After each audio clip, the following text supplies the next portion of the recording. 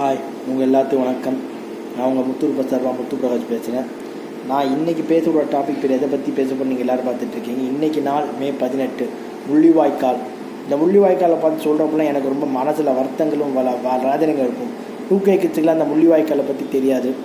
இலங்கைக்கும் விடுதலை புலிக்கு உச்சகட்ட போர் இருக்கிறப்ப அப்பாவி மக்கள் தங்கியிருந்த அந்த முள்ளிவாய்க்கால் பகுதி போர் முடிஞ்சிருச்சுன்னு எல்லாம் வெளியே வராங்க.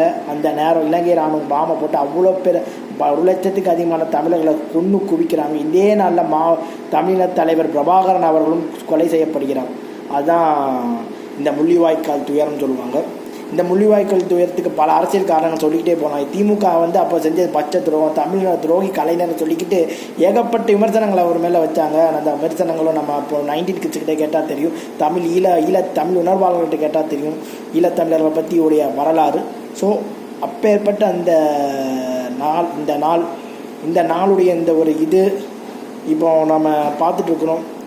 ஏன் இலங்கையில் இப்படி தமிழர்கள் கஷ்டப்படுறாங்க, இதுக்கு முடுக்கப்படுறாங்கன்ற இனவாதம் தலை விதித்தான அந்த நாள். விடுதலை புலிகள் உச்சகட்ட போர் வந்தவங்க 7 நாடுகள் ஆயுதம் கொடுத்து விடுதலை புலிகளை கொண்டாங்க. விடுதலை புலிகளை கொண்டாங்க பப்பாய் மக்களை கொண்டு குவித்தது இலங்கை அரசாங்கம். அதோடைய ஒவ்வொரு மே 18 வரப்போவும் இந்த நாள் நமக்கு ஒரு அழுகையும் இதுவும் வரும். பச்சை குழந்தைங்க கூட கொண்டு குவித்தாங்க.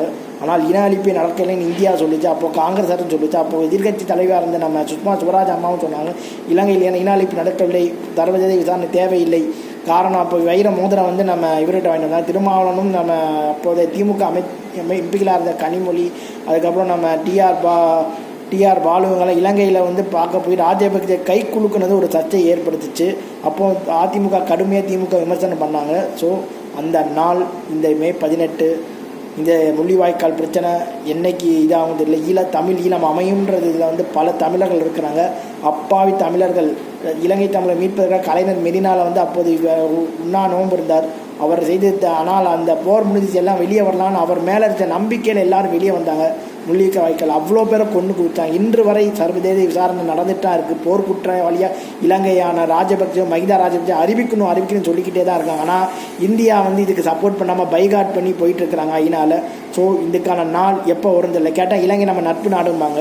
இந்தியா காங்கிரஸும் சரி பாஜகவும் சரி இந்த இலங்கை தமிழர் விஷயத்தில் ஒரே நிலைப்பாடாக இருக்கிறாங்கன்றதை நம்ம தெளிவாக நம்ம சொல்லலாம்.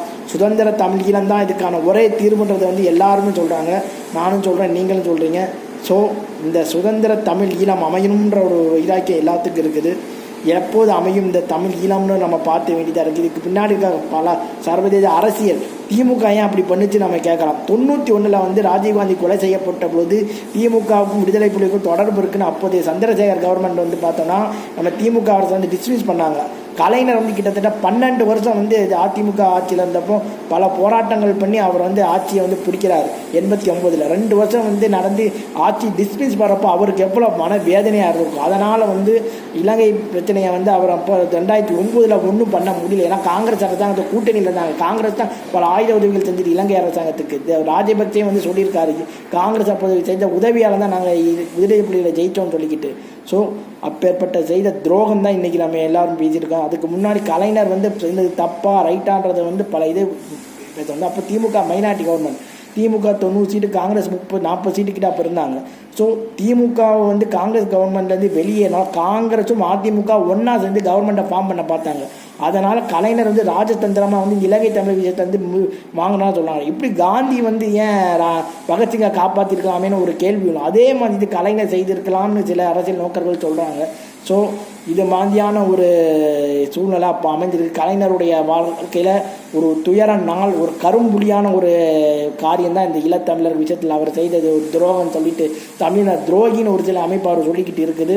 ஸோ அவர் செய்த துரோகமாக இல்லையான்றது அவர் இடத்துல இருந்தால் யாராக இருந்தாலும் என்ன யோசிச்சுப்பாங்க யாருக்குமே தெரியாது. 91 விடுதலை புலிகள் ஆட்சியில் சப்போர்ட் பண்ணால் கவர்மெண்ட்டை டிஸ்மிஸ் பண்ணாங்க. அப்போதைய கவர்மெண்ட்டுன்ற அந்த ஒரு நோக்கம் தான் நாங்கள் ஆதரிக்காமல் போனதுக்கான காரணம்னு திமுக வட்டாரங்கள் சொல்லுது.